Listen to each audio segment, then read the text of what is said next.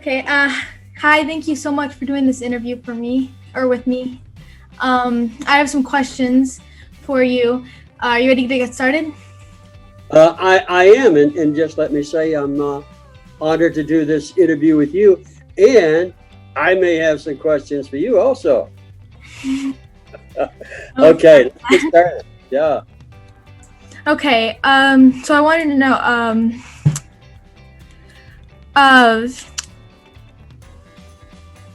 Uh, why did you initially start out using your mother's maiden name, and then why did you change it back?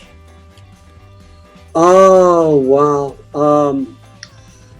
Well, originally, the first film I did was Joe Estevez, and I changed it to my mother's maiden name because I had an uncle, Michael Phelan, who was one of the original actors of the Abbey Theatre in Ireland.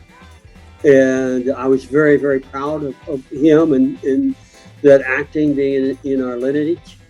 And that, so I changed it to honor my mother and my brother and that theatrical wing of our family. But I changed it back to Estevez because that's who I am. That's the name that I was born with. So that seemed like the proper thing to do. Okay. How did you get your first acting role? My first my first acting role was I was 6 years old, and it was in the nativity play, the Christmas play for my grade school, and I was just given the role. I wanted to play Joseph, but they cast me as the innkeeper who threw Jesus and his family out of the inn. But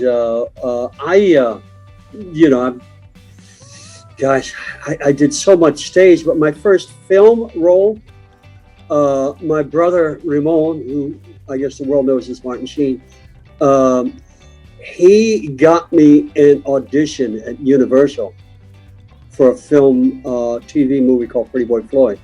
And I was auditioning for E.W. Floyd, the brother of Pretty Boy Floyd, who my brother was playing.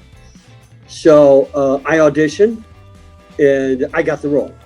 And with the role, I got my union card, and so that got me started in professional films. But until then, I was a stage actor, and I never really thought that much about film until I did my first film role, and I realized personally the power of film, and that film can literally read your mind. If you're thinking something, it shows up on film. And I thought, wow, what an incredible art form this film is, and I've been in love with film ever since.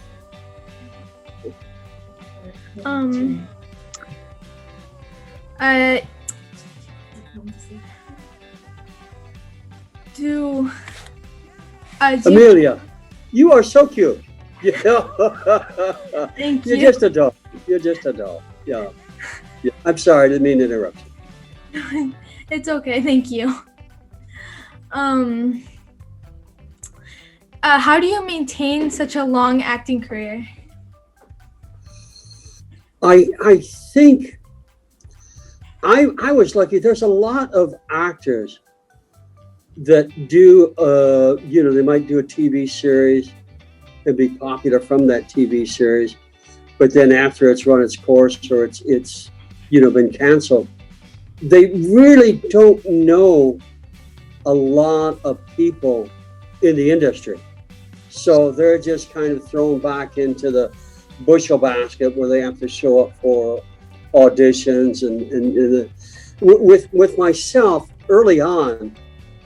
I started doing independent films, and I garnered a reputation as an independent film actor. And I worked all over the country. I think I've worked in 45 of the 50 states. And so in doing that, I met a lot of people. And to this day, most of the jobs that I get, I just got a gig on the phone here 20 minutes ago about a guy in my hometown asked me to do a voiceover for a cartoon because I worked with this guy in 2004. So most of my business, most of the work I get is people that I've worked with before, or people that have told other people what just a terrific guy I am to work with, and that they hire me. So I think that the more people that know you, there's a difference between the people you know and the people who know you. But the more people who know me, and also I'm a nice guy. I'm easy to work with. I love what I do, and I love being on set, and I love working with my fellow actors. And I think that kind of carries over, and people like working with me, which is terrific. It's good that you're a good actor, but it also helps that you're a good person to be around. I try to be both. And so a long answer to a short question. Yeah. It was a very good answer. Thank you. As we go on, Amelia, my answers will get much longer. Anyway, go ahead. I'm sorry. Yeah. Okay.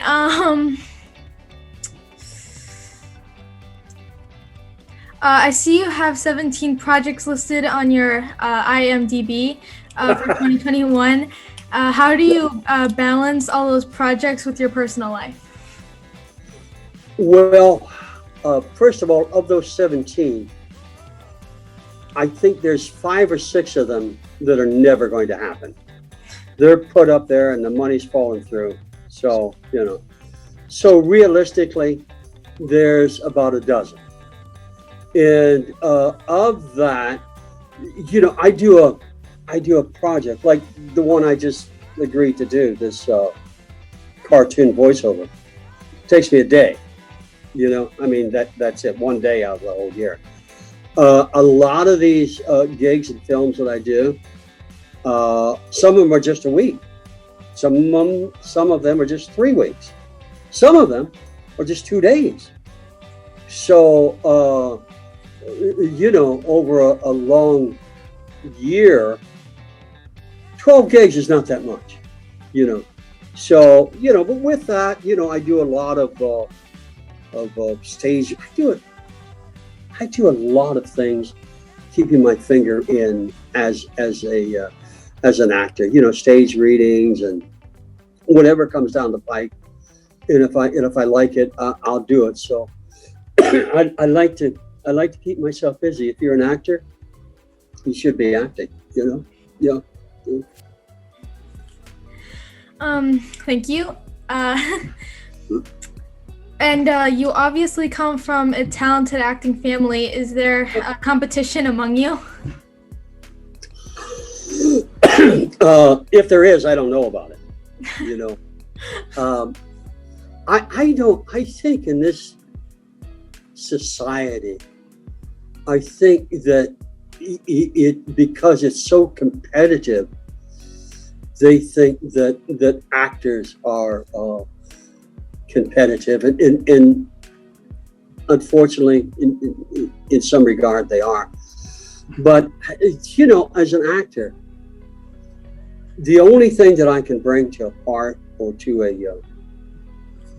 character is what I have as a human being, in my spirit and in my soul and my essence. That's all that I can bring. And in that, there is that uniqueness. I am the only one in the whole entire world that could bring that particular package to the screen.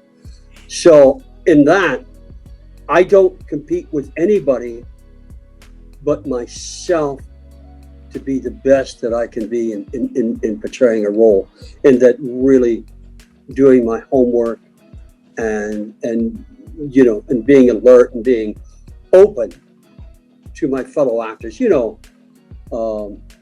Amelia, acting is nothing more than reacting, and I have to be comfortable enough and aware enough to react to my fellow actors. So competing, I've never competed. Have I been envious of people that gotten roles that I wanted? You bet. You know, I think that's a human condition. But then again, there's a lot of people that have been envious over roles that I've gotten. So in this game of life, it all kind of equals out. And I don't compete with anybody. No. Okay. Yeah. Okay. Uh, you narrated in Apocalypse Now. Have you done other narrations or voiceovers? And how do you prepare? I have. I with voiceovers, I try to shoot from the hip. I don't try to overthink them, but a voiceover performance is so much different, I think, than a visual performance, because that word, you know, I always loved, this is much before your time, Amelia, but radio. You know, when, and I don't mean to go on about this, but I'm going to anyway. When you hear a voice, it paints a picture in your mind that is just in your mind. And everybody that hears that voice, it paints a different picture in their mind. But when they're watching something, in everybody's mind, it paints the same picture. So I love voiceovers. I love the power of the word. And I love to massage that word for everything that I can get out of it. Not overacting with it, but you know, fitting that word to the message. You know, I do the voiceover for Furthest from the Wild, which I'm very proud of. I just did it for Bison, a Bison thing. I like, you know, that kind of attracts me, because animals and such, there's nobody to speak for them. So I like to be a spokesperson for them. But I just, in answer, I try not to overthink them. You know, okay, I'll leave it at that. Okay, thank you.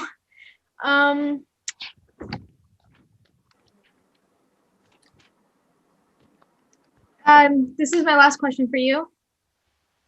Do you have any advice for someone like me who is looking to become a future actor? Sure.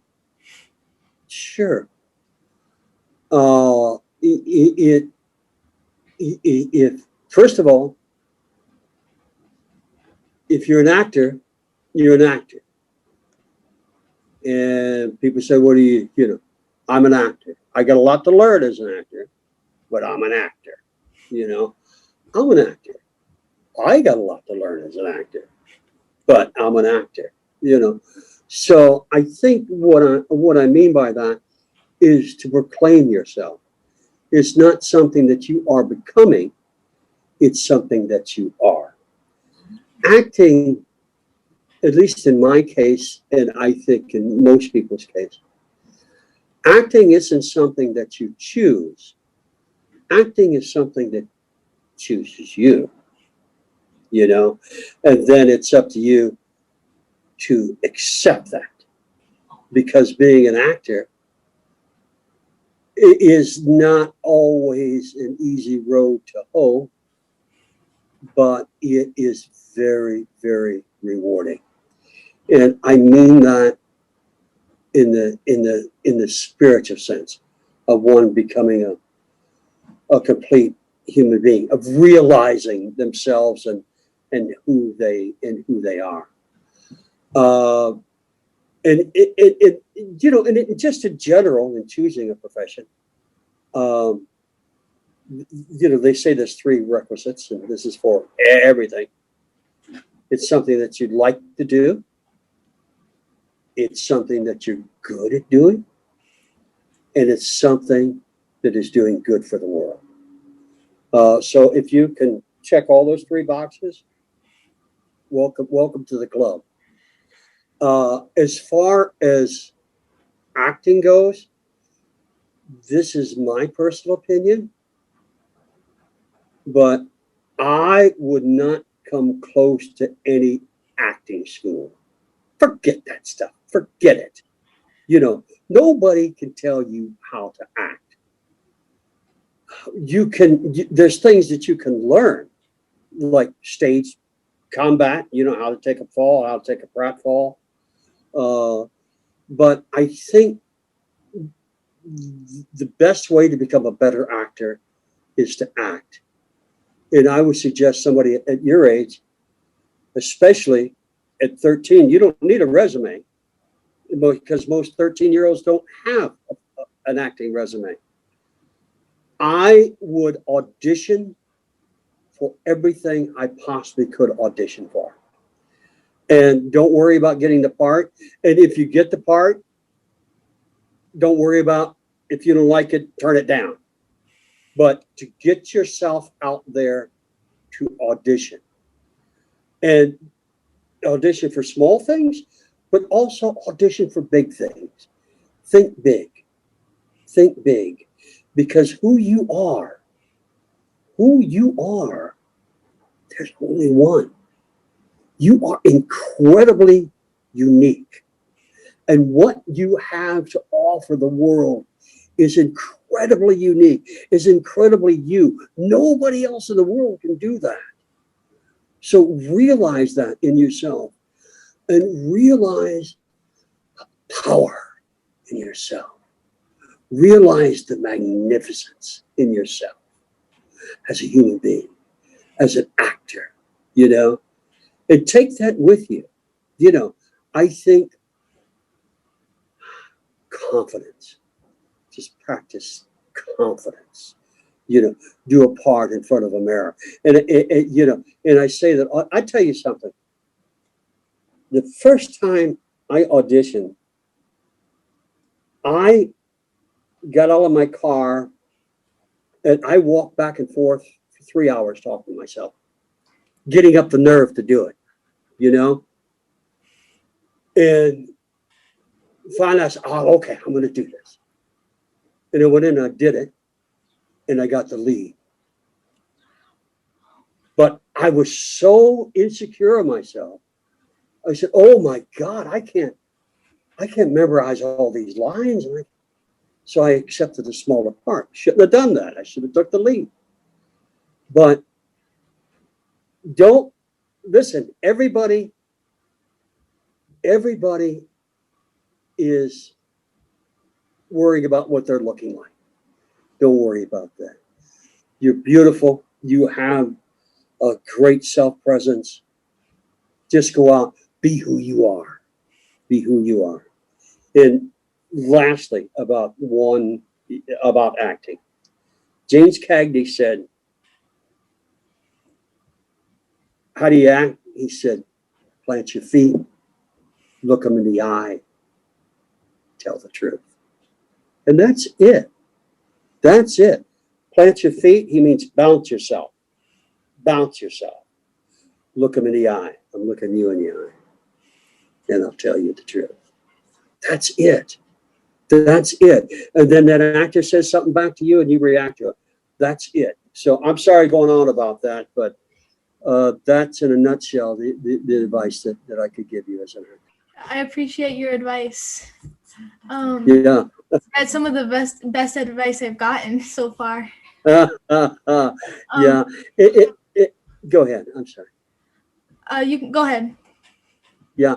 I think, Amelia, which is thank your parents for that. That's a great one. That's a great name. But at 13, I know that you're full of, now I don't know you personally. I'll just say the overwhelming majority of 13-year-olds, and you just turned 13. Welcome to being a teenager, welcome to the teenager club. There are all kinds of insecurities and such that are in your mind at this age. Look, God made you perfect. Okay? God made you exactly what you're supposed to be. Okay? Don't question that. Just say thank you. Just smile, and just be thankful for what you got. Be confident in who you are. And just, this whole planet now, and you at 13, if there's one magic word, it's love. Just love yourself. Love being yourself. Don't judge yourself. And I'm not speaking to you, Andy, but I mean, as a 13-year-old, and just, just enjoy it. Just enjoy the ride, And when you get up there, 18, 19, you're working all the time, call Joe Estevez and give him a job.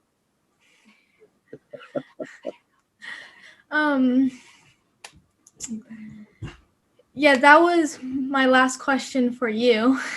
Okay. All right. Thank you so much for agreeing to do this with me.